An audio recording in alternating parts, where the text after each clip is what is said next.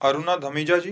राधे राधे श्री हरि। महाराज जी, वो व्यक्ति जो बहुत नजदीकी है और वह धोखा दे, ऐसे में जिसे बार बार धोखा मिल रहा उस व्यक्ति से वह व्यक्ति सबसे ज्यादा नजदीकी तो शरीर यही धोखा दे रहा है, समझ पा रहे हो आप क्या?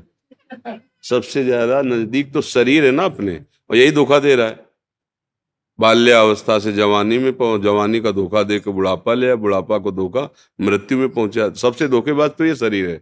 बाहर किस पर भरोसा करे? जिसको हम प्राणों की तरह पोषण कर रहे हैं, आत्मा की तरह मान रहे हैं, ये धोखेबाज शरीर हम ही को दुख दे रहा है। नहीं दे रहा? High blood pressure, low blood pressure, दिल की बीमारी, कैंसर की बीमारी, ये बीमारी, वो बीमारी, ये अवस्था वो अवस्था बदलती चले, कुछ पकड़ में आ रहा है क्या? तो ये धोखेबाज नहीं है क्या? पर हम इसी को अपना मैं मान रहे हो, दूसरों को धोखेबाज मान रहे हैं, तो उत्तर ही नहीं समझ में आएगा। फिर यहां से शुरू करो, अब उत्तर समझ में आ जाएगा। अब बताओ और धोखेबाज कौन रहेगा? हमारा मन हमारा धोखेबाज, बड़ा दुष्ट, नीच, लाख समझाओ वही गंदे विषयों की तरफ भाग रहा है। हमारी बुद्धि हमसे धोखा कर रही है। हम बार बार समझा रहे हैं कि प्रिया प्रीतम से बढ़कर और कुछ नहीं है, यही जीवन का सार, एक विश्वास खाली न जाए राधा नाम, फिर भी ये दुष्ट बुद्धि संसार की तरफ ले जा रही है। हमारा शरीर धोखेबाज, हम औरों की बात क्या करें? किसका प्रश्न है? अब बोलो आप इस पर कोई संशय? पहले अपने धोखेबाजों को पहचान लो अंदर की, तो बाहर सच्ची मानो। कोई धोखा, एक सच्चिदानंद भगवान अपने कर्मों को भुगताने के लिए वही लीला कर रहा है, दूसरा कोई नहीं। हम पहले इन धोखेबाजों को पहचाने, अपनी बुद्धि को, अपने मन पर। ये देखो संसारिक भाषा नहीं, आध्यात्मिक भाषा, इसलिए लोग इस पर टिप्पणी प्रश्न कर सकते हैं। वाकया अगर समझना चाहते हो तो असली बात समझ लो, हमारा मन ही हमें धोखेबाज जला रहा है, फंसा रहा है और ऐसे कर्म करा रहा है। ईमानदारी से अपने लोग बिल्कुल घर के जैसे बैठ के सोचो, हमसे जो गलतियां हो रही, क्या हम धोखेबाजी नहीं कर रहे? अंदर से देखो, जो सुना है, जो जाना, क्या हम उसके अनुसार चल रहे हैं? ये धोखेबाज मन जो हमसे गलतियां कराना चाहता है वो करवा लेता है ना। कभी इस पर नजर गई कि कितना बड़ा धोखेबाज मन है, कितना दुष्ट है हमारी बुद्धि है कि बार बार समझाने पर भी अच्छे कार्यों में, सत् कार्यों में, भगवत कार्यों में नहीं लगती, गलत कार्यों की तरह। इसका कभी दुख हुआ? इसके लिए कभी रोए? इसकी खिलाफत कभी की? इस दुश्मन को कभी पहचाना? नहीं। तो फिर बाहर के दुश्मन तो बने बनाए हैं, क्योंकि अंदर ही का दुश्मन बाहर दुश्मनी पैदा करता है, अन्यथा नहीं। ये बात अध्यात्म के बिना समझ में नहीं आएगी। हम उसका भला चाहते हैं, हम उसे प्यार करते हैं, वो हमसे प्यार नहीं करता, उनसे करता है, ये नाटक वो नाटक। अंदर का मन संभाल लो, अभी सब ठीक हो जाएगा। भगवान का जो ही भजन किया जाता है तो जा पर कृपा राम की हुई, ता पर कृपा करे सब सुधार हो जाता है, सब सुधार हो जाता है। सखुबाई का चरित्र कथा में कहा गया, महापुरुषों ने भी कहा है, सुन के देखो। उनका पति बांध कर उनको पीटता था, सास बड़ा कुव्यवहार करती थी, पर वो ठाकुर जी के भजन में मगन रहने वाली महान महात्मा थी, गृहस्थी में होते हुए भी। एक दिन संत मंडली, वो जल लेने बाहर गांव के कुएं में जा रहे, एक संत मंडली देखा नाचते कूदते भगवान की दर्शन के लिए। उनके मन में बड़ी व्याकुलता हुई कि काश मैं अपने प्रभु के भी दर्शन कर पाती। तो थोड़ा छोड़ो, चलती प्रभु के दर्शन करने। किसी ने बता दिया, फिर पकड़ के बांध के पीटी गई, बांध दिया रस्सी में कि जा ही ना पावे। बहुत उनके साथ दुर्व्यवहार होता, पर वो ऐसी भक्ता, कभी पति को कटुवचन नहीं बोला, सास को नहीं बोला। भगवान आ गए, उनका भाई सखू तू उदास मत हो, तू जाना चाहती ना मेरे दर्शन के लिए, मेरे दर्शन कर और मेरे धाम जा। तो बोले प्रभु फिर यहाँ मैं सखू बन के बंधूंगी। ठाकुर जी सखूबाई बन के बंध गए और उनको मुक्त कर दिया। अब देखो, अब ठाकुर जी जब उसके पति को स्पर्श किया, जैसे चरण दबाने, भाव बदल गया, सारी दुष्टता गई। सास इतना प्यार, क्योंकि आनंद सिंधु भगवान है ना, अरे मंगल, और उनका पावन चरित्र पढ़ करके देखो ऐसी दिव्यता आ गई। देखो अगर हमारा मन ठीक हो गया तो सब ठीक हो जाएगा, सब ठीक। जा पर कृपा, ये चौपाई याद कर लो, जा पर कृपा राम की होई, ता पर कृपा करे सब कोई। हाँ, जामवंत कहा सुन रघुराया, जा पर नाथ करो तुम दाया, ताहि सदा शुभ कुशल निरंतर, सुर नर मुनि प्रसन्नता ऊपर, सोई विजयी विनयी गुण सागर, तास सुजस त्रैलोक उजागर। भगवान का भजन करो, दूसरों के द्वारा हमारी भाषा में दूसरों के द्वारा जो हमें दुख मिलता है वो हमारे किसी कर्म का फल है। राधा राधा चुपचाप सह लो, ना सहोगे तो जलोगी तो वो भी तो दंड हो रहा है। जल रही तो सह, अगर प्रसन्नता से सह जाओ तो भजन बन जाएगा, वही तपस्या बन जाएगी। सबसे ज्यादा धोखेबाज हमारा मन, हमारी बुद्धि, हमारी इंद्रियां, हमारा शरीर है। इससे बड़ा बाहरी कोई धोखा नहीं है, क्योंकि ये हमें बहुत जन्म से धोखा देते हुए भगवान से विमुख कर दिए हैं। आज तक देखो, बड़े बड़े बुद्धिमानों की बात कर रहे हैं, अपने लोग तो पामर जीव हैं। बड़े उच्च कोटि के जो ईश्वर कोटि के साधना में थे, उनको भी ठग लिया इस मन ने, इस बुद्धि ने। इसलिए भैया भगवान का आश्रय लेकर नाम जप करो। किसी, ये सब संसार चक्र है, यहाँ कोई मर रहा है, कोई जन्म रहा है, कोई नाच गा के उत्सव मना रहा है तो कोई रोध होकर के विषाद मना रहा है। पूरे संसार में घूमो, यही लीला दिखाई देगी आपको। एक सृजन हो रहा है, एक पालन हो रहा है, एक संहार हो रहा है, तीनों वो अपने आप में अपने आप से कर रहा है। अब ये बात समझ में नहीं आ रही है, इसीलिए प्रश्न होते हैं, इसीलिए परेशानियां होती। भगवान कैसा ऐसा क्यों नहीं कर दिया, वैसा क्यों नहीं। तुमको क्या आदेश दिया गया है? तुम्हारे मनुष्य जीवन का क्या कर्तव्य है? आप कर्तव्य करके देखो, उसका फल आपके सामने आने लगे। करो बुरे आचरण और सोचो कि भगवान अब बचा लें, तो हाँ बचा लेंगे। शरण में हो, आओ। भगवान कह रहे कोटि विप्र बदला गए जाहू, आए शरण तब आओ। आज से नियम लो कि अब गलत काम नहीं करेंगे। राधा राधा राधा फाइनल, न पीछे का भोगना पड़ेगा, न आगे त्रुटि होगी तो भोगना पड़ेगा, संभाल लेंगे इतने करना। पर अहंकार है, शरणागति नहीं है, मनमानी आचरण है, तो फिर भोगना पड़ता है। अब ये बात समझ में आ जाए तो सब समझ में आ जाएगी। ये समझ में ना आएगी नहीं, क्योंकि माया समझने नहीं देगी। हमने क्या बुरा किया, उसने ऐसा क्यों किया, हमने क्या उसके साथ धोखा किया, कैसे बाबा जी बहरा रहे हैं, नहीं समझ में आएगा। अध्यात्म की भाषा समझ जाओगे तो सब समझ जाओगे। या रहस्य रघुनाथ कर वेग न जाने कोई, और जो जाने रघुपति कृपा तो सपने मोहन। मन की एक दशा होती है, वो जिसमें टिका होता है वही दर्शन होता है। ये अध्यात्म की बात। अगर वो आनंद सिंधु भगवान में टिका हुआ है तो सब जगह आनंद सिंधु भगवान नजर आएंगे। काम में टिका हुआ है तो काम नजर आएगा, पक्का समझो। जैसे गोस्वामी जी का मन राम में हो गया तो कह रहे जड़ चेतन जग जीव जत सकल राम में जान। उनको राम दिखाई दे रहा, हमें धोखेबाज दिखाई दे रहा है, क्योंकि मन धोखे में स्थित है। मन पाप में स्थित सब पापी नजर आएंगे। मन दुष्ट है तो सब दुष्ट नजर, जैसा चश्मा जहां तुम्हारी स्थिति है, जिसमें तुम आनंदित हो रहे हो, वही दशा तुम्हें सारे संसार में दिखाई देगी। अगर तुम शोक में हो तो भारी आनंद की जगह में जाओगे तो भी तुम्हें सब शोकित नजर आएगा। आनंद में हो तो घोर शोक में भी तुम्हें आनंद की अनुभूति होगी। ये मन धोखेबाज है, इसको जहां स्थित कर दो वहीं का अनुभव कराता है। तो गोस्वामी जी कह रहे तब लग कुशल न जीव कहूं, सपने हो मन विश्राम, जब लग भजत न राम कहूं, शोक धाम तज काम। मन का विश्राम भगवान के चरणों का आश्रय लेकर नाम जपने में है। सब धोखेबाजी इसी की है। ये खत्म हो गया तो सामने कुछ है ही नहीं, एकमात्र भगवान है। ये अनुभव की बात महापुरुषों की कह रहा हूं। एकमात्र प्रिया प्रीतम है, दूसरा कुछ नहीं। हमारा अंदर गड़बड़ तो सब बाहर गड़बड़। हमारे अंदर जैसे पाप वृत्ति चल रही ना, तो सबको देख के लगता है कि वो भले वो किसी भाव से देख रहा हो, सृष्टि कैसी, हमारी दृष्टि जैसी, जैसा चश्मा वैसे ही रंग दिखाई देगा। अब चश्मा सुधार लिया जाए, अपनी दृष्टि सुधार ली जाए, और दृष्टि मन बुद्धि से होती है। जैसा मन बुद्धि निर्णय करता है वैसा दिखाई देने लगता है। तो हम खुद धोखे में फंस गए तो हमें सब धोखा ही धोखा नजर आ रहा है। तो धोखे से निकले, विवेकवान बने, प्रभु का आश्रय लेकर नाम जप करें, वही संभाल सकते हैं। सब रूपों में वही हैं।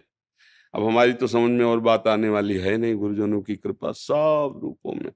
जब हम ठीक से व्यवहार करेंगे तो अनुभव होने लगेगा। देखो भले वो गाली दे रहा है तो मन क्या कहता है फिर उस समय, प्रभु आप ही हो। नाथ आप कितना भी कड़ुआ बोलो, अब भ्रम होने वाला नहीं, आप ही हो। स्वामी आप ही हो। वो जीत गया, संसार से जीत गया। नहीं तो फिर ऐसा जगत है कि फिर इससे निकल पाना बड़ा भारी दलदल है। फंसते चले जाओगे, निकल नहीं पाओगे, उलझते चले जाओगे, सुलझ नहीं पाओगे। सुलझने का मार्ग एक ही है, भगवान की शरण में हो जाओ, अपने मन बुद्धि को निर्विकार कर लो, अपने मन बुद्धि को ठीक कर लो। और अगर आपका दोष रहित हो गया है तो वास्तविक दोष क्रिया कर रहा है पर आपको दोष नजर नहीं आएगा, उसमें भगवान की लीला नजर आएगी। भगवान की त्रिगुणात्मिका माया की अलग लीला है, और भगवान की त्रिगुणातीत लीला अलग है। तो पहले हम इस लीला को बराबर करें, सम में लाएं कि भगवान के द्वारा ली। अब ये बिना भजन के समझ में नहीं आएगी, नहीं आएगी, नहीं आएगी। अरे गीता जी में बताया गया चंचल मना कृष्णा, तो मन को कैसे नियंत्रित करें? अब उसी में उत्तर लिखा है, अभ्यास और वैराग्य के द्वारा। ऐसा अभ्यास करो, अभ्यास योग युक्तेन चेतसा नान्यगामिना। तुम्हारा मन, तुम्हारा चित्त ऐसा अभ्यास करो नाम जप का, भजन का, कहीं और जाए ना। वैराग्यण, तो वैराग्य का मतलब होता है विषय भोग पास रहते हुए भोगने की इच्छा ना होना। पर इतनी सामर्थ्य तो है नहीं, तो कम से कम जिनके लिए निषेध किया गया है उन भोगों के सानिध्य से बचो। अगर वैराग्य की स्थिति लानी है तो पहले त्याग, फिर वैराग्य, फिर उपरति है।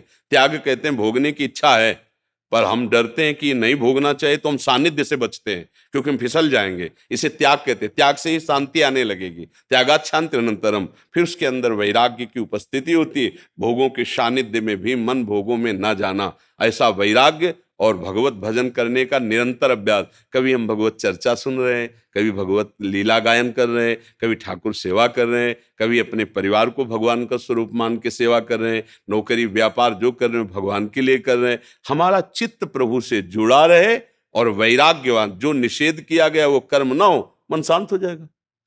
ये तभी तक सेकेंड, मिनट और घंटे की सुई चल रही जब तक सेल है। सेल हटा दो, ठप हो जाएगी, नहीं हो जाएगी।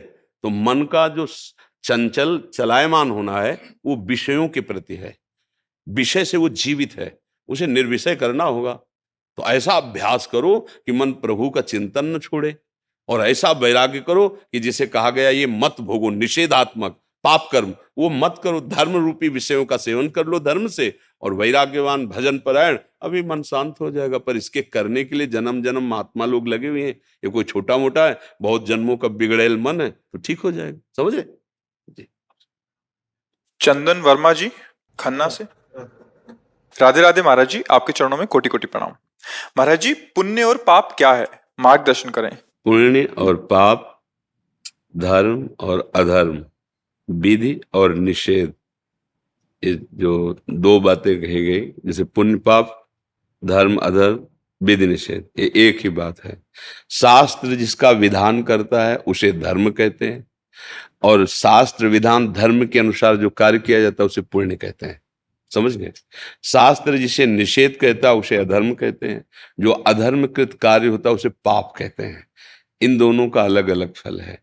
पुण्य का फल है लोक लोकांतर के सुख मिलना, पाप का फल है लोक लोकांतर में दुख भोगना। समझ पा रहे हैं आप? हाँ। अब इनका जो प्रभाव है उससे हमें मुक्त होने के लिए मानव जीवन मिला है। केवल पशु जीवन में ये दोनों विशेष रूप से लागू होते हैं। उनका देखो, एक कुत्ता है कि गली में मारा घूमता है, एक है कार में, उसको गोद में, उसका पुण्य आ गया।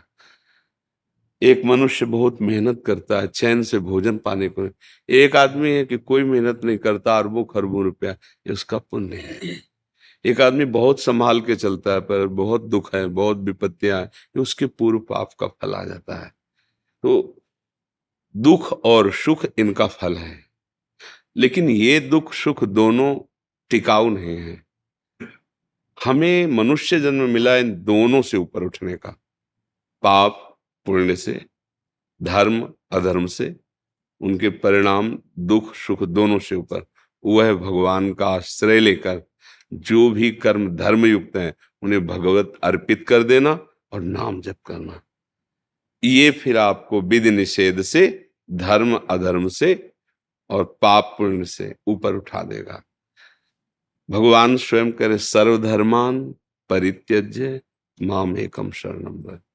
मेरी एक बात समझ लो कि सब धर्मों का फल है मेरी प्राप्ति, इसलिए सब धर्मों से मन हटाकर मेरी शरण में हो जाओ, मेरा भजन करो। आश्रय भगवान का, आचरण पवित्र और भगवत समर्पित, हम पाप और पुण्य दोनों के बंधन से मुक्त हो जाएंगे। नहीं तो यहाँ ना पुण्य सहायक है, ना कोई हमें सुख देने वाला है। चंद दिनों की बात, जैसे एक अच्छा स्वप्न ऐसे स्वर्ग है। चंद दिनों के लिए पुण्य के प्रताप से स्वर्ग मिलता है, वहां भोगे, फिर पुण्य छीणे मृत्यु लोके विसंति।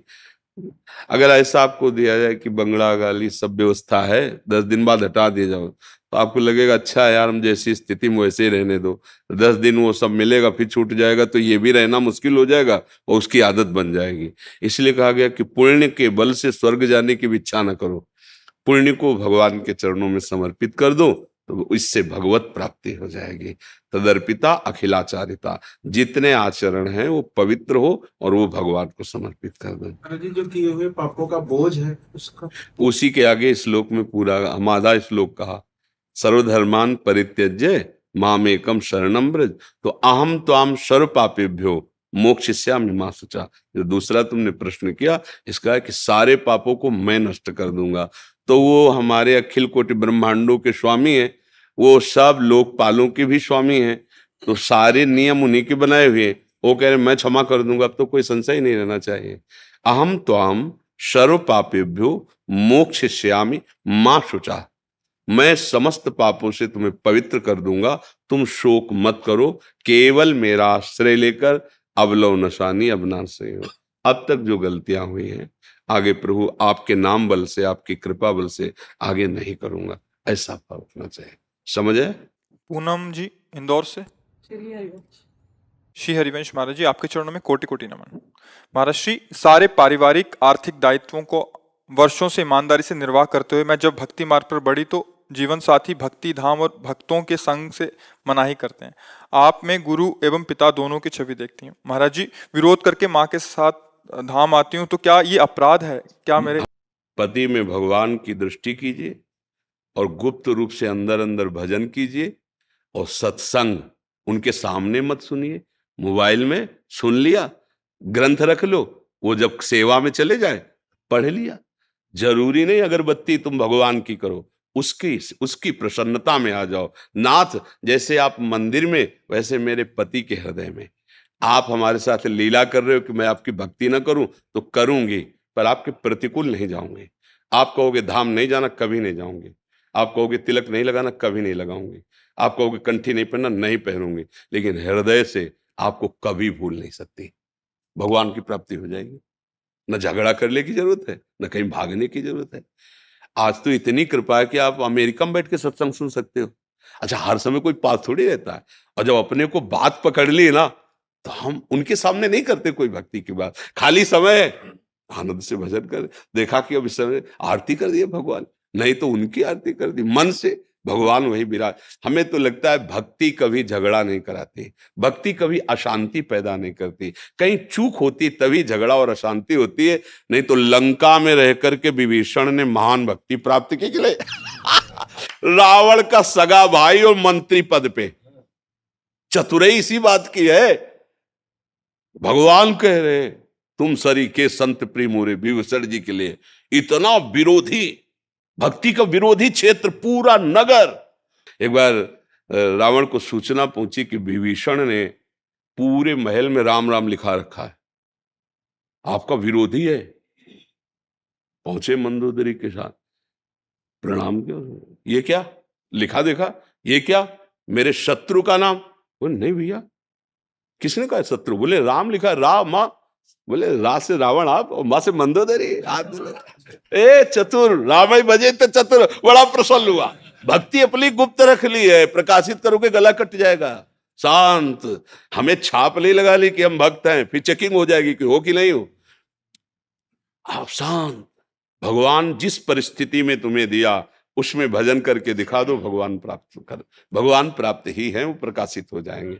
पति में भी भगवान है, परिवार में भी भगवान है। रो वहां से, हा वृंदावन, वृंदावन तुम्हारे पास चला जाएगा। ये जड़ देश नहीं है, ये चैतन्य चिदानंद। जैसे भगवान का नाम चिदानंद, ऐसे धाम चिदानंद, रूप चिदानंद, लीला चिदानंद। भगवान मन में ही बैठे तुम्हारे सुन रहे हैं। जब तुम्हें अंदर से हा वृंदावन, तो तुम्हारे स्वप्न में वृंदावन आ जाएगा, तुम्हारे जागृत में झांकी आने लगी, निहाल हो जाओगे। हमें लगता है कि हमें कहीं झगड़ा विरोध नहीं करना चाहिए। अंदर अंदर हम जप रहे, कौन जाने क्या जप रहे, राधा राधा राधा राधा। अंदर, बाहर से नहीं बोलेंगे, अंदर से राधा राधा। बाहर से आएंगे हम वैसे व्यवहार करेंगे। मीरा जी ने भी कहा था, अपने पति से कहा था कि हमारे वास्तविक पति गिरधर हैं, पर लोक व्यवहार में तुम पति बने हो, तो तुमसे इतनी प्रार्थना है कि हमारे पातिव्रत धर्म को नष्ट मत करना। वो इतने महापुरुष थे, तभी तो सौभाग्य मिला था। उन्होंने कहा कि अब हमारा आपका दूसरा संबंध, आप हमारी गुरु और हम आपके शिष्य, पर महल में एकांत में गुरु स्वरूप आपको मानूंगा, पर व्यवहार में आप पत्नी रूप करना जिससे परिवार विरोध ना करे। तो व्यवहार में वो पति जैसा व्यवहार कर जैसे करना चाहिए पति के साथ वैसे, और एकांत में वो गुरु के जैसे बैठ करके उपदेश करती, वो शिष्यत्व भाव, भगवत प्राप्त महापुरुष हुए वो। तो देखो, हमें महापुरुषों से शिक्षा लेनी है, एकांत में अपने प्रीतम प्रभु की याद कर रहे, व्यवहार में जो हमें मिला है वैसा हम अगर भक्त हैं तो हम जानते हैं कि हमारा क्या कर्तव्य है। तो हमें ये नहीं कि पति की अवहेलना और उसके प्रति ऐसा भाव कर ले, सब गड़बड़ हो जाएगा। बिल्कुल शांत, बिल्कुल गंभीर, भक्ति का कार्य दिखावा या दुख या लड़ाई झगड़ा नहीं है, अच्छे से समझ लो। बाहरी अगर चिन्ह धारण करने के लिए अनुमति है तो धारण कर, नहीं तो मत धारण करो। प्रभु जानते हैं अंदर की बात, अंदर की प्रीति प्रभु पहचानते हैं। विभीषण जी से कहे तुम सारी के संत, ना कोई उन्होंने संन्यास वेश धारण किया, ना कोई ऐसी कंठी तिलक, कुछ नहीं है, क्योंकि रावण की सभा में बैठने वाले हैं। भला वहां कहाँ ऐसा चल सकता है, लेकिन अंदर से इतने महान भक्त हैं कि भगवान उनसे कह रहे तुम सारी के। ये बहुत हमें मतलब चिंतन कि तुम सारी के संत प्रिय मोरे, धरो देह नहीं आन, तुम्हारे जैसे संतों के लिए मैं अवतार धारण करता हूं। बस खास बात अंदर ही अंदर, प्रेम अंदर का विषय, बाहर प्रकाशित मत करो। यदि परिवार विरोध करता है, और मोबाइल आज तो सबके पास होता है, सत्संग सुनो, रामायण पढ़ो, भागवत पढ़ो, समय मिलने पर और खूब भजन करो, देखो भगवान मिल जाए। संतों से मिलना, धाम आना, इसका एक ही फल है, भगवान में प्रेम हो जाना, भक्ति हो जाना। वो घर में भी हो सकती है, बात सुनो, मान लो अगर आता है पति संग तो कभी साल 6 महीने में आई, दर्शन कर गए, नहीं आता है मत कभी मत आओ। ये जाएंगे आपके पास, बिहारी जी पहुंच जाएंगे, हाँ ठाकुर पहुंच जाएंगे। देखो भक्तों के जहां कहीं भी भक्त होते भगवान वहां, ऐसा थोड़ी। भक्ति करो बस, लड़ाई झगड़ा नहीं, कष्ट मिले सह जाओ प्रसाद मान के, जैसा विधान भगवान का। हे नाथ आप देख रहे हो, बस वो सब संभल जाएगा। पर इतने के लिए धैर्य चाहिए, विचलित मत हो। अब पति ऑफिस से जाना है, और यहाँ नहा धो के अगरबत्ती पूजा विस्तार कर रहे हैं, और वो बार बार समय देख रहा है कि नाश्ता अगर मिल जाता, यहाँ ना पाते तो कम से कम ऑफिस में पा लेते। तुम्हारी भक्ति काम नहीं करेगी। वहां अगरबत्ती की जरूरत है, तत्काल तैयार होकर पहले उसकी रसोई तैयार करो, उसको पवाओ, प्रणाम करो, मंगल मनाओ, वो जब चला जाए तब घर की आरती पूजा करो। अलग अलग धर्म है, आप गृहस्थ धर्म में हैं। अब हम लोगों के लिए क्या, जब से जगो, जब से वो रात दिन भजन में लगो, कोई और धंधा थोड़ी है, खूब भजन करो। तो आप लोगों के लिए बहुत से कार्य हैं, थोड़ा समय भजन में लगाया, हर कार्य भगवान का मान के कर रहे हैं और उसे समर्पित कर, इसी से भगवत प्राप्ति हो जाएगी। जो अपनी ड्यूटी, उस ड्यूटी को समझो भजन, और बीच बीच में नाम जप करो। हाँ, पर ये कि शराब मत पियो, व्यभिचार मत करो, गंदे आचरण जो निषेध किए वो मत करो, तो आप भी महात्मा हो, अपने अपने कर्म में लगा हुआ। देखो जैसे हम माला से जप करते हैं, ऐसे एक किसान फावड़ा से जप करता है, एक जवान गोली से जप करता है। अलग अलग जप विधान है। अपनी अपनी निष्ठा से अगर लगे हो ना, तो वही पहुंचोगे मालिक के पास, क्योंकि हम सब मालिक के नौकर हैं, हम सब नौकर हैं। अलग अलग सेवाएं मिली हुई, अलग अलग धर्म का स्वरूप समझना बड़ा विचित्र है। आप एक पत्नी हैं, आपका एक धर्म है, पातिव्रत धर्म, भले वो कैसा हो। नहीं, एक बार मुझे भगवान ने ये दिया है सौभाग्य कि मैं आपके अंदर भगवान को देखूंगी तो आप सब सहूंगी और आपको भगवान मानूंगी, जीत गई जगत। अब पति का निरादर करके, परिवार में कलह मचा करके तो जहां जाओगी वहां यही दो ही बात मिलेगी, तुम्हें निरादर मिलेगा और कलह मिलेगी, अशांति मिलेगी। धर्म से चलो, वहीं घर बैठे भगवान मिल जाए। एक महात्मा थे, उनका कश्यप नाम था, तो तपस्या कर रहे थे एक वृक्ष के नीचे, बहुत दिन कठोर तपस्या। तो एक बगुली वो ऊपर डाल में बैठी थी, अब उसको तो ज्ञान है, ले हक दिया, वो बीट कर दिया, तो उनके ऊपर ऐसे गिरी। तो उनको बड़ा गुस्सा आया, जब ऐसे किया तो भस्म हो गई। तपस्या थी, अब उनको गुदगुदी हुई कि तपस्या तो भारी हो गई, बस भस्म कर दिया उसको। अब भिक्षा मांगने गए तो एक पतिव्रता नारी वो भिक्षाम दे तो निकली, आई, प्रणाम महात्मा, हमें अन्न चाहिए, भूख लगी, कुछ क्षण ठहरिए, अभी बना के लाती हूँ। इधर प्रधान दरवाजे पे उनसे कह के गई, और दूसरे दरवाजे से पति आ गए। अब उसका प्रधान धर्म पातिव्रत धर्म है, तत्काल उनके बैठा ला, जल पिलाया, और फिर कहा आपके घर में अतिथि आए हुए हैं, दरवाजे पे संत खड़े हैं, आपकी आज्ञा हो तो भिक्षा दे आए। वो जरूर जरूर, पहले क्यों नहीं बताया, जाओ आप तुरंत जाओ। तो भिक्षा लेके गए तो महात्मा गुस्सा में खड़े थे, वह तुम जानते नहीं हमें इतना विलंब कैसे कर दिया। तो उनका भगवान हमारे पतिदेव आ गए। पतिदेव क्या होते? तो उनका भगवान वो डार की बगुली मत समझना मुझे। अब तो कांप गए क्योंकि एकांत की बात थी। उनका डाल की बगुली मत समझना मुझे। जो तुम तपस्या से नहीं जान पाए हो, मैं अपने पति की सेवा से त्रिकालज्ञ हूं। बैठे बैठे देख रहे तुम्हारे क्या चल रहा है क्या नहीं चल रहा है। अभी तुम शुद्ध तपस्वी नहीं हो क्योंकि तुम्हें क्रोध आ गया है। तुम जाओ और एक कसाई हैं जो मांस काट के बेचते हैं, उनके चरणों में प्रणाम करो जाके, वो तुम्हें शिक्षा देंगे, तब तुम्हारी समझ में आ जाए। तो होश उड़ गए ना। बोले मैं पातिव्रत धर्म से त्रिकालज्ञ हूं, तीनों काल का मुझे ज्ञान है। अब जहां भेजा वहां गए तो 1 किलो दो, 2 किलो दो, ऐसे काट। बोले बड़ा आश्चर्य की बात है, मांस काटता है ये, हमें क्या ज्ञान देगा। जाने लगे तो बोले रुको महात्मा, वो पतिव्रता पत्नी अमुक गांव की भेजा है ना। मोबाइल नहीं थे उस समय। अब उनके और होश उड़ गए कि इसके आचरण तो देखो, मांस बेच रहा हो, इसको ज्ञान इस बात। तब उन्होंने कहा ये हमारी जन्म सिद्ध क्रिया है, मैं कसाई कुल में पैदा हुआ हूं, पर मैं भगवान का भजन करता हूं। थोड़ी देर बैठो फिर मैं तुम्हें।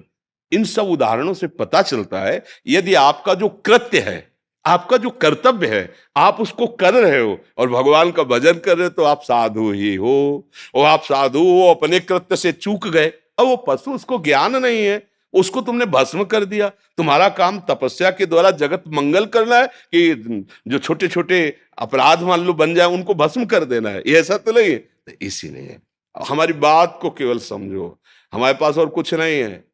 जो संत और गुरुजनों महापुरुषों से, शास्त्रों से जो बात मिली, अगर उस पे चलोगे तो इस माया रूपी रोग से मुक्त हो जाओगे, भव रोग से। मंत्र मूलम गुरु वाक्यम, मंत्र का मूल क्या? गुरुजनों के वचन। अगर उनकी बात मान लोगे तो आप निहाल हो। कोई झगड़े की जरूरत नहीं, कहीं आने जाने की जरूरत नहीं। घर में रह करके पति और परिवार को भगवान का स्वरूप मान। जैसे मंदिर में नहीं होते सियाराम जी, राधे श्याम जी, शिव जी, सब मंदिर ऐसे, सास ससुर माता पिता भाई बंधु, ये पूरा मंदिर है घर। इसमें भगवान इन रूपों में सेवा की और एकांत में उनसे प्रार्थना की जब समय मिला, प्रभु इस परिवार रूपी आपकी सेवा से आप प्रसन्न हो जाओ और मुझे अपने चरणों का प्रेम दो। पक्का पक्का। और अगर धर्म विरुद्ध आचरण तो फिर कहीं आनंद की प्राप्ति नहीं। दीप्ति शर्मा जी, राधे राधे महाराज जी, आपके चरणों में कोटि कोटि प्रणाम। महाराज जी, जब भी हमारे कोई काम नहीं बन पाते तो हमें लगता है कि हम पे भगवत कृपा नहीं हो रही है। महाराज जी कृपा करके मार्ग प्रदर्शित करें। महाराज जी, भगवत कृपा से काम थोड़ी बनाए जाते हैं, भगवत कृपा से काम मिटाए जाते हैं, कामना रहित हुआ जाता है। यही तो धोखेबाजी चल रही है। अभी एक किसी ने प्रश्न किया था कि हमारे साथ कोई धोखा कर रहा है, तो हमने उनसे ये प्रार्थना की कि तुम्हारे साथ धोखा बाहर से नहीं हो रहा, अंदर से हो रहा है। तुम्हारी बुद्धि तुम्हें धोखा दे रही, तुम्हारा मन तुम्हें धोखा दे रहा, तुम्हारा तन तुम्हें धोखा दे रहा, तुम्हारी इंद्रियां तुम्हें, इन धोखेबाजों को देख पा रहे हो? कामनाओं की कभी पूर्ति हुई है क्या? और कामनाएं शुभ अशुभ कर्मों के अनुसार। अगर आपने कामना की मुझे इतना अर्थ मिले, आपका पुण्य नहीं तो नहीं मिलेगा आपको। आपने सोचा कि ये नष्ट हो जाए, आपका इतना प्रताप तेज नहीं नष्ट होगा। ये कर्म भूमि है। एक बल है, भगवान का आश्रय लेकर अच्छे आचरण करते हुए नाम जप करो। अब वो बचाएंगे आपको दुखों से।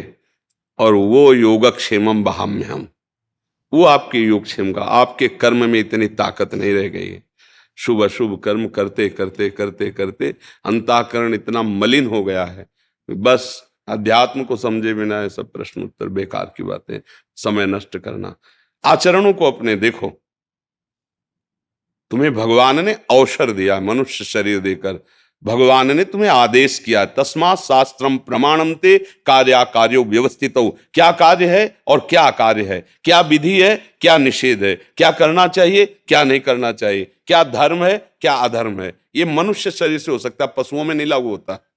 आप धर्म पूर्वक चलिए, पूर्वकृत प्रारब्ध को भगवान का बल लेकर सहिए, और जैसी स्थिति में भगवान रख रहे हैं वैसी स्थिति में भजन कीजिए। आगे का बहुत बढ़िया हिसाब हो जाएगा।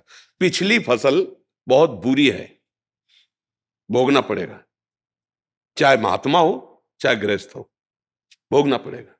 अवश्य में भोक्तव्यम।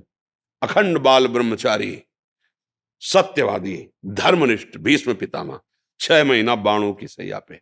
हम तुम क्या हैं? ये कर्म बख्शता नहीं किसी को, इसलिए तो चिल्ला चिल्ला कहते होश में रहो, होश में रहो। कामनाओं की पूर्ति, क्या तुम्हारी कामना होगी? यही कामना होगी, शब्द स्पर्श रूप रस गंध, प्रकृति के 5 हैं, यही विविध रूपों में फैलकर जीवों को बांधे हुए हैं। तुम जो बात की कामना कर रहे हो वो किसी को प्राप्त है, वो और कामना कर रहा है। थोड़ा विचार करके तो देखो, क्या कामनाओं की पूर्ति से तुम्हारी शांति, तुम्हारा विश्राम स्थल, तुम्हें आनंद की प्राप्ति हो जाएगी क्या? हम सोचते हैं कि 1 लाख मिल जाए तो हमारा काम बन जाएगा, और किसी के पास 100 लाख है लेकिन उसका काम नहीं बना, वो और कामना कर रहा है। किसी के पास 100 करोड़ है, वो उसमें तृप्त नहीं है, वो और ये क्या चल रहा है माया का लीला। यही बात समझना है। जथा लाभ संतोष सदा, काहू सो कछु न चो। मेरे कर्म के अनुसार मुझे जैसा रखा जाए, पर अब मैं चूकूंगा नहीं, अधर्म आचरण नहीं करूंगा और भगवान का नाम जप करूंगा। जैसी परिस्थिति होगी उसको सहूंगा। हे प्यारे, अब अपना विस्मरण मत कराना। ये बात कर लो, जीत जाओगे, सारी कामनाएं पूर्ण हो जाएंगी। पूर्ण का मतलब शांत हो जाएंगी। अब कछुनाथ न चाहे मोरे, ये हृदय में आए बिना कामना किसी। अब आप देखो कितनी बड़ी बात, देवराज इंद्र पद बहुत बड़ा पद है, त्रिभुवन पति, देवताओं का स्वामी है। एक अप्सरा उतरे तो ऋषि मुनि को भी आकर्षित कर दे, ऐसा इतिहास साक्षी है। और वो देवराज इंद्र गौतम ऋषि के आश्रम में जाता है, भेष बदलता है और गलत आचरण करता है। मतलब समझो, वहां की एक अप्सरा जो उनके अधीन है, वो यहाँ आती तो ऋषि मुनियों के मन में भी विक्षेप पैदा कर देती है। ऐसे वैभव को भोगने वाला भी वहां तृप्त नहीं है। मृत्यु लोक के एक महात्मा की पत्नी की तरफ गलत दृष्टि, गलत मतलब क्या निकला? ये जो कथाएं हैं इनका मतलब क्या निकला? बिना भगवान के भजन के आनंद के ये मन शांत होने वाला नहीं। चाहे त्रिभुवन का वैभव मिल जाए तुम्हारे पास, तो बहुत छोटी छोटी वस्तुएं होंगी। हम त्रिभुवन पति की बात कह रहे हैं, जिसके यहाँ की सुंदरियां ऐसी हैं कि अगर उतर जाएं यहाँ तो बड़े बड़े महात्माओं के चित्त में क्षोभ पैदा कर देती है, जो जितेंद्री रहे हैं। तो भाई एक बात समझ में आई है, सुखी मीन जिम नीर अगाधा, तिम हर शरण न एको बाधा। भगवान का आश्रय लेकर जैसी परिस्थिति हो, राधा राधा राधा राधा, अब आगे मंगल हो जाएगा। ये हमारी जो आज की समाज नहीं, वो भटक रही है।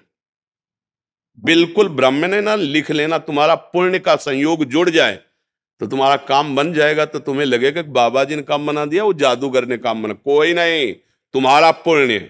और जिस दिन तुम्हारा पाप कर्म वर्तमान का और पीछे जुड़ेगा ना, किसी की ताकत नहीं कि रोक ले। दशरथ जी बाण शब्द वेदी माड़ा श्रवण कुमार के, तो जैसे पुत्र वियोग में वो मरे, ऐसे महाराज हा राम कह के राम जी को याद करते हुए अपने प्राण त्याग दिए, और उन्हीं राम जी की गोद में जटायु प्राण त्याग रहा है। भगवान का सानिध्य उस समय प्रगट में दशरथ जी के पास नहीं हुआ, लेकिन जटायु को भगवान गोद में रखा। बात समझो, क्या कर्म बना। सिया जी के लिए उसने अपने प्राणों की बाजी लगा दी, तो भगवान की गोद में शरीर। चूक हो गई, श्रवण कुमार के बाण लग गया, तो महाराज को तड़प तड़प के वैसे वियोग में तुम भजन कितना करोगे? वो भगवान के बाप बनने का सौभाग्य, बाप जी बने नहीं, दशरथ जी भगवान राम के पिताजी बने नहीं। हमारी बात को समझ लो, अगर आप बुरे कर्म करोगे, कोई नहीं देख रहा, आप देख रहे हो, आपका मन देख रहा है, वही आपको दंड देगा। मन आपको दंड देगा। हर समय जलाता रहता है, जैसे गलती हो गई ना, हर समय जलता रहता है, फिर वही गलती करवाता है, फिर जलता रहता है। फिर जब बार बार ऐसा होता है तब वो सलाह देने लगता है, इससे अच्छा मर जाओ।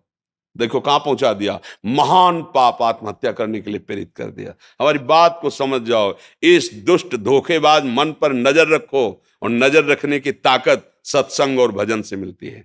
साधन को हरि भजन है, कै सत्संग साय। तब आप मन पे नजर, और मन पे नजर रख ली, उसको संभाल लिया, तो त्रिभुवन पर विजय प्राप्त कर ली। त्रिभुवन पर जिसने मन को चेला बना लिया वही सच्चा गुरु। जो वीर अपने मन को परास्त कर दिया वही महाबली।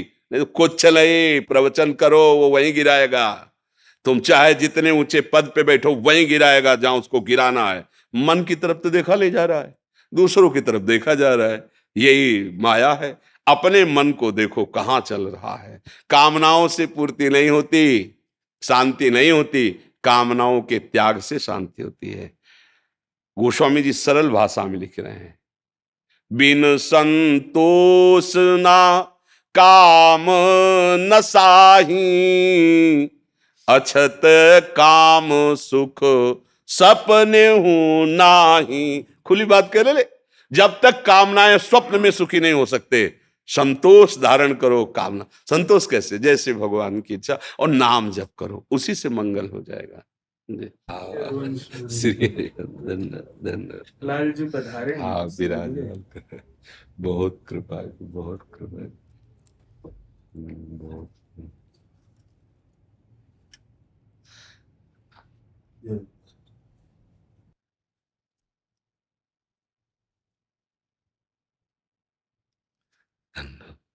आसन डाला, हाँ विराजमान। एक चुनरी ला के श्री जी को, महाराज जी को मिला। पिताश्री स्वस्थ है।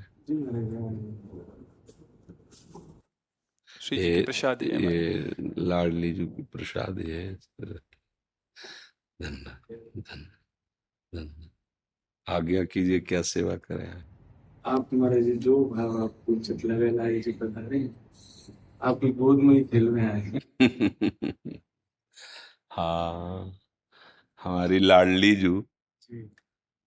आचार्य चरण महाप्रभु हरिवंश चंद्र जू, जो हित सजनी के रूप में है, उनसे कह रहे हैं, हित सजनी जो से लाडली जू कह रहे हैं, नंद के लाल हरियो मन मोर सखी, नंद के लाल हरियो मन मोर, हों अपने मोतिन लर पोवत, काकर डारी गयो सखी भोर, नंद के लाल हरियो मन मोर, बंक बिलोकन चाल छबीली, रसिक शिरोमणि नंद किशोर, कही कैसे मन रहत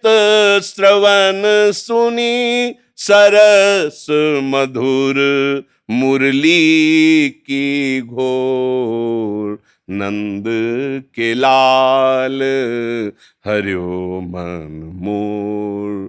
तो एक सजनी जो कहती है, इंदु गोविंद बदन के कारण, चितवन को भय नैन चकोर, जैसे हित हरिवंश रसिक रस जुवती, तूले मिल सखी प्राण अकोर, नंद के लाल हरियो मन मोर। हित सजनी जी कहती कि सखी,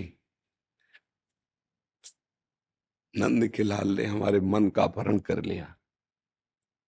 मैं तो मोतियों की माला पिरो रही थी, वो एक आए ऐसे छोटा सा कंकड़ ऐसे डाल, हमारी दृष्टि गई। जब जैसे किसी के चित्त का आकर्षण करना हो, तो जब दृष्टि गई तो देखा बंक विलोकन, बाके है ना नेत्र इनके, बंक तिरछी चितवन से देख रहे हैं, चाल छबीली और रसिक शिरोमणि, परम रसिक। यद्यपि रस समुद्र है, रसगन मोहन मूर्तिम है, फिर भी परम रसिक, चितवन, चाल और रस वृत्ति। फिर तो कहीं कैसे मन रहत, मेरा मन कैसे रह सकता है फिर। और ऊपर से मुरली में वो राधा नाम नाद कर रही है, अब तो सखी रहा नहीं जाता। गोविंद के मुखारबिंद के लिए हमारे नेत्र चकोर हो गए, गोविंद का मुख चंद्र देखने के लिए अब मेरे। तो महाप्रभु कह रहे हैं, सखी फिर काहे विलंब करती हो, देखो ना वो प्रेम से आपकी तरफ देख रहा, आप हृदय से लगा लो उनको, प्राण अकोर, प्राण समर्पित करके उनको भेज। अगर लाडली जू लालजू के प्रति ऐसी, तो भगवत रसिक जी कहते हैं, राधे तू मुख चंद्र चकोरे ये नैना, अति आरती अनुरागी लंपट भूल गई गति पलहु लगना, राधे तू मुख चंद्र चकोरे नैना। और बरात मिलबे को निस दिन, मिले रहत मनो कबहू मिले ना। निस दिन मिले रहत मनो कबहू मिले ना। भगवत रसिक रसिक की बातें, ये रसिक बिना को समझ सके ना। राधे तू मुख चंद्र चकोर ये नैना। हे प्रियाजू, आपके मुख चंद्र में मेरे नेत्र चकोरवत लग गए। ये रात दिन अरबराते रहते हैं मिलबे को। ये बड़े रस लंपट नेत्र हैं प्रियाजू। रात दिन व्याकुलता होती है मिलने की, पर रात दिन मिले रहते हैं, फिर भी इनको ऐसा अनुभव होता कब वो मिले ना। तो भगवत रसिक जी कहते हैं ये रसिकों की बातें रसिक के बिना कोई समझ ही नहीं सकता है। तो इसीलिए महापुरुषों ने अनुभव करके कहा, दो चकोर और दो चंद्रमा, दोनों एक दूसरे के लिए चंद्रमा है, दोनों एक दूसरे के लिए चकोर है। और ऐसे वृंदावनवासी प्रिया प्रीतम उपासी परम प्यारे लाडले युगल को दुलार करते रहते हैं। महामहिम वृंदावन की रज, महामहिम वृंदावन के रसिक जनों की कृपा के बिना इन लाड़िलों के भाव को समझ पाला ब्रह्मादि के लिए। यन नारदाजे सुकैरगम्यम वृंदावने वंजुल मंजु कुंजे, तत्कृष्ण चेतो हरणै के विज्ञ मत्रास्त किंचित परमम रहस्यम। परमम रहस्यम, ये परम रहस्य वृंदावन के युगल सरकार का प्रेम भाव, प्रेम लीला, इसमें वही प्रवेश करता है जो रजोपसेवी और रसिक सेवी। रेमन रसिकन संग बिन रंचनोपजय प्रेम। इसलिए भगवत रसिक, रसिक की बातें रसिक बिना को समझ सके ना। आपका तो जन्म सिद्ध अधिकार है इन पर। इसी रज में प्रकट हुए रजोपसेवी और भगवत गुणानुवाद में निरंतर अपने जीवन को समर्पित करने वाले।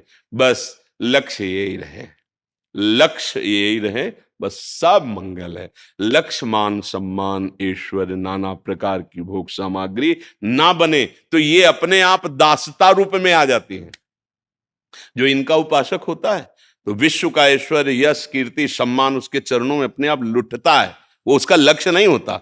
लक्ष्य तो ये होते हैं, और जिसका लक्ष्य वो बन जाता है फिर ये नजर नहीं आते, और ये बन जाता है तो वो पीछा नहीं छोड़ता है। बस ये रास्ते रघुनाथ कर बेगिल जाले कोई, और जो जाले रघुपति कृपा तो सपने मोह न हो, फिर उसे भ्रम नहीं होता है। जी बहुत कृपा श्री लाडले ठाकुर जी की। जी कोई जी एक पद महाराज जी हम सुना दें। हाँ, सुना दो बहुत। तू है सखी बड़ भाग बड़ी, नंदलाल तेरे घर आवत हैं।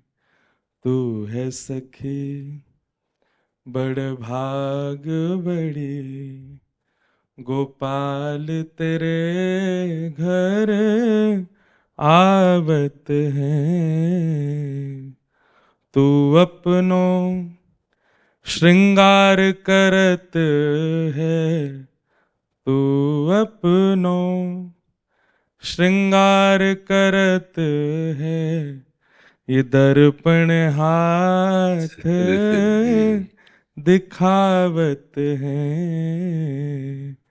तू है सखी सब कोई इनके गुणन बखानत, सब कोई इनके गुणन बखानत, पर ये तेरो गुण गावत है। बहुत कुंभन दास लाल गिरधरन के, कुंभन दास लाल गिरधर के, ये तो तेरे ही हाथ बिकावत हैं। बहुत तू है सखी महापुरुष है ना कुंभन दास जी, भगवत साक्षात्कार किए। बहुत सुंदर, बहुत सुंदर, बहुत उत्तम, बहुत उत्तम। प्राण धन श्री किशोरी जी की जय हो, लाडली जी की जय।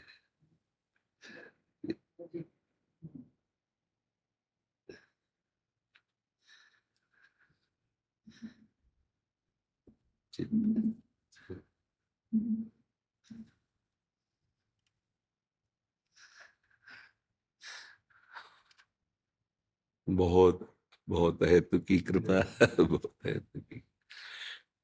धन्यवाद, धन्यवाद। शेरवंश। जय जय श्री हरिवंश, जय जय श्री।